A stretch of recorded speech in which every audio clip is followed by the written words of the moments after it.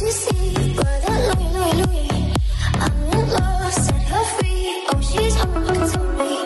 les potes, yo tout le monde, c'est Tisma, j'espère que vous allez bien. On se retrouve aujourd'hui pour une nouvelle vidéo. Dans cette vidéo les gars, on va parler presque seulement de Mercato. Ouais, parce qu'il y a eu beaucoup de petites infos qui sont sorties ces derniers jours, mais on va aussi parler de la préparation de l'Olympique Lyonnais qui a débuté pour vous, c'était vendredi soir. Pour moi malheureusement c'est ce soir parce que je suis obligé de tourner la vidéo vendredi exceptionnellement. Mais du coup on va vite fait découvrir un peu cette équipe de deux très forts qu'on a affronté du coup. Et on va en parler un petit peu durant la vidéo les gars, c'est parti donc pour cette vidéo. On va commencer du coup avec la préparation de l'Olympique Lyonnais. Juste avant, je tenais à dire que nos joueurs sont partis en stage aux Pays-Bas et Tagliafico les a rejoints donc du coup vendredi, si je dis pas de conneries, il était en vacances un peu prolongées parce qu'il a joué des matchs avec l'Argentine, ce qui fait qu'il a eu le droit à un petit peu de jours de vacances bonus par rapport au reste du groupe. Il y a plein de jeunes dans ce groupe, on va par exemple dire Patouillet, il y a Mohamed El Arouche, plein de joueurs qui ont rejoint le groupe. On va dire qu'ils ne sont pas habituellement dans le groupe professionnel, même si Mohamed El Arouche est de plus en plus fréquent. Du coup, voilà pour ce petit point préparation, nos joueurs qui travaillent très dur physiquement pour essayer d'être bons, parce que l'année dernière, la préparation de Peter Bosz a été pas très ouf niveau physique.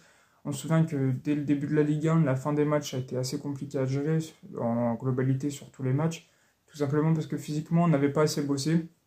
Et là, c'est ce que Laurent Blanc va essayer de travailler, et du coup le point sur le match amical qui se déroule pour vous vendredi, si je dis pas de conneries, ouais, c'est vendredi à 18h30 qu'on devrait gagner j'espère, c'est le match contre Deux Très Force. Alors Deux Très Force c'est une équipe qui joue en Tweede Divisie, alors je sais pas si je prononce bien correctement, mais c'est l'équivalent de notre national, sauf que c'est un championnat amateur, contrairement à nous qui a un championnat semi-pro, donc il y a des équipes pro, des équipes amateurs. Et du coup la Tweede Divisie c'est donc une équipe amateur je pense, parce que le championnat est amateur, c'est donc logique, la 3e division des Pays-Bas, et donc l'équipe de Deux Très Force a fini 5e la saison passée de ce championnat. Ils jouent en rouge et noir dans un stade qui a une capacité de 4700 places, qui devrait être plein pour le match contre l'Olympique Lyonnais. Donc j'imagine, je dis ça avant le match, que le match va être surtout basé sur l'aspect physique des joueurs, voir s'ils commencent à pouvoir emmagasiner des efforts, s'ils peuvent jouer au moins une mi-temps, parce qu'ils ne vont pas jouer bien plus dans ce match, j'imagine. Donc on va voir surtout l'aspect physique, plus que l'aspect technique dans ce premier match, ce qui est souvent le cas des premiers matchs où on joue contre des équipes qui sont, on va dire les termes, plus nulles que nous. C'est assez clair, si on perd, c'est vraiment une honte, on va dire. Et du coup, notre Laurent Blanc, j'imagine qu'il va tester des choses, donc tester des jeunes, tester des compositions, des dispositifs, des systèmes de jeu. Tout ça dans 2 mi-temps différents. Je pense qu'il va changer de composition à la mi-temps, comme on l'a fait traditionnellement ses prédécesseurs et comme il le faisait quand il était à Bordeaux, au PSG ou au Qatar. Mais au Qatar, je ne suivais pas du tout ce qu'il faisait.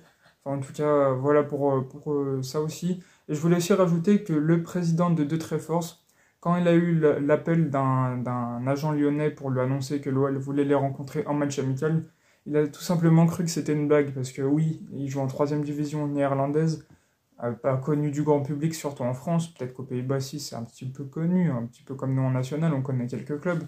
On a sûrement un club près de chez nous qui joue en national, parce que c'est... Ouais, bref, vous avez capté.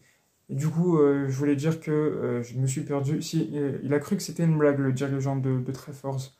Du coup, c'était assez drôle la petite anecdote. Et non, l'OL voulait bien jouer de Très Force, même si de base Lyon voulait jouer à un autre club. Sauf que malheureusement, ce club joue sur un synthétique et du coup on va préférer éviter pour jouer sur une pelouse naturelle, ce qui est préférable surtout au niveau et la chaleur qu'il fait, enfin bref. Voilà pour le petit point préparation, on va enchaîner avec le Mercato les gars. On va continuer avec le Mercato, mais juste avant je tenais à dire que Santiago Cucci, je l'avais annoncé la semaine dernière, a été annoncé en président directeur général, donc celui qui a travaillé dans les marques et tout. J'ai exprimé aussi mon doute vis-à-vis de lui parce qu'il n'a jamais travaillé dans le foot. Et ça, on va voir ce qui va se passer lors des prochaines saisons, des prochains mois, des prochaines semaines. On espère que ça va aller, mais bon, on verra. Alors, on va passer au niveau Mercato, mais je voulais juste dire aussi que Lyon va faire appel contre la DNCG. Santiago Cucci a exprimé ce souhait de faire appel parce qu'ils sont transparents, ils ont un dossier qui va être fait avec des revenus, des départs comme la vente d'Oel Reigne. Donc normalement, ils vont construire un dossier et faire appel contre la décision de la DNCG d'encadrer la masse salariale et le mercato de l'Olympique Lyonnais. Donc ça, on verra aussi. Donc du coup, les prochains jours. Alors Barcola, petite info transfert, Barcola. Le Paris Saint-Germain se serait renseigné pour notre international espoir Donc il voudrait transmettre une offre, ce serait ce que veut Luis Enrique en tout cas. Donc ça fait chier parce que Textor avait montré Barcola intransférable. Et Textor est dur en affaires, ça il l'a fait savoir lors des premières infos. Donc ça c'est pas mal. Donc on verra ce que ça donne donc d'ici les prochains jours, parce que j'espère que Barcola ne va pas partir, on a besoin de lui, et c'est impossible de le voir partir. Mais bon, s'il y a une très grosse offre, on sera obligé de le faire, parce qu'on a besoin de revenus. Et c'est le problème de l'Olympique Lyonnais de jamais se qualifier en Coupe d'Europe depuis quelques saisons maintenant.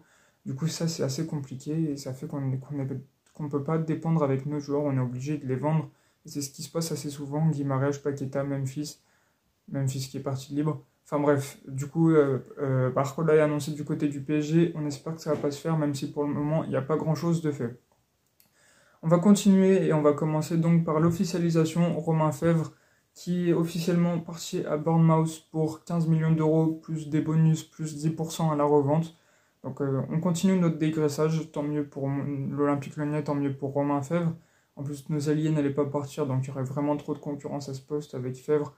Kadewere qui a annoncé nulle part pour le moment, ou encore Amin Sarr, Jefinho, qui ne devrait pas partir d'ailleurs. Du coup, Romain Fèvre est officiellement parti en Angleterre et devrait être prêté dans la foulée à Lorient parce que Bournemouth est un club, enfin, Lorient est un club satellite de Bournemouth, ils sont dans la même galaxie, on va dire. C'est des clubs multipropriétaires, si je dis pas de conneries, ça s'appelle comme ça. Enfin bref, voilà, on continue le dégraissage et tant mieux pour tous les partis. On enchaîne avec Ryan Cherki. Beaucoup de clubs sont sur le dossier. Alors il y avait l'AC Milan, mais ils devraient rien avoir avec leur arrivée de Pulisic. Donc ils ont du monde sur les ailes et en 10. Donc Milan devrait laisser tomber Ryan Cherki. Mais Chelsea, eux, auraient déjà transmis une offre à l'Olympique Lyonnais. L'OL réclamerait 50 millions d'euros et Chelsea en aurait proposé 40 qui auraient été refusés. Donc on verra comment ça va évoluer les prochaines semaines, mais je veux garder Ryan Cherki aussi, même s'il doit beaucoup grandir dans son jeu mentalement, dans l'intelligence de jeu et tout. Je pense qu'il en a les capacités s'il est bien entouré. Et il a quand même beaucoup progressé depuis le début de la saison, donc je veux le voir la saison prochaine à l'OL. Et je ne veux pas le vendre, c'est comme un peu Barcola, même si Barcola c'est meilleur que Ryan Cherki. J'ai pas peur de le dire, il y en a qui trouvent toujours le contraire. L'intelligence de jeu ne fait pas défaut à Barcola, alors que Cherki c'est compliqué pour lui. Mais en tout cas, il est amené à progresser donc la prochaine saison. J'aimerais bien le voir du côté de l'Olympique Lyonnais.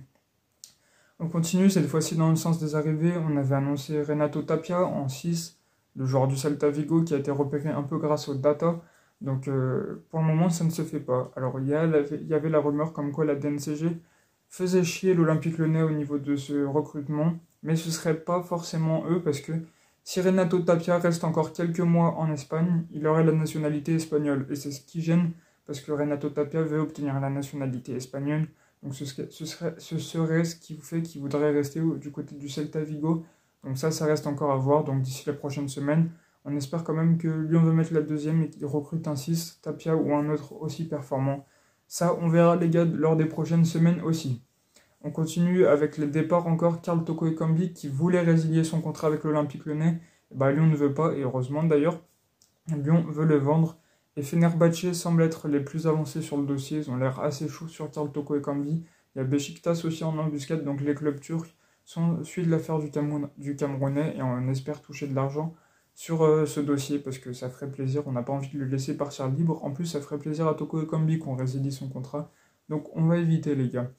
Alors on va continuer aussi. Il y a Diomande qui est annoncé du côté de Salzbourg les gars. Donc les contacts viennent d'être pris. Il n'y a pas grand chose, il n'y a pas d'offre, il n'y a pas d'accord entre le joueur et Salzbourg, donc ça restera à voir aussi. Lors des prochains jours, c'est juste une prise de renseignement.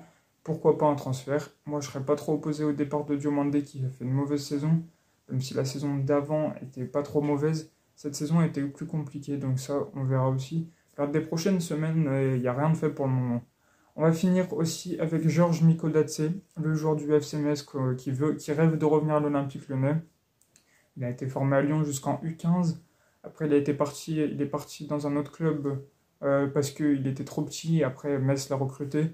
Et du coup, aujourd'hui, c'est un joueur de Metz. Sauf que des clubs étrangers auraient fait une offre à Metz de 15 millions d'euros. Metz aurait refusé et attend au moins 20 millions d'euros. Donc ça éloignerait Lyon de ce dossier-là parce que Lyon doit rechercher un 6 en priorité. Et lui, c'est un ailier, donc ce sera encore secondaire. Et le prix, 15 voire 20 millions d'euros, ça paraît compliqué, même si son rêve est de venir jouer à Lyon.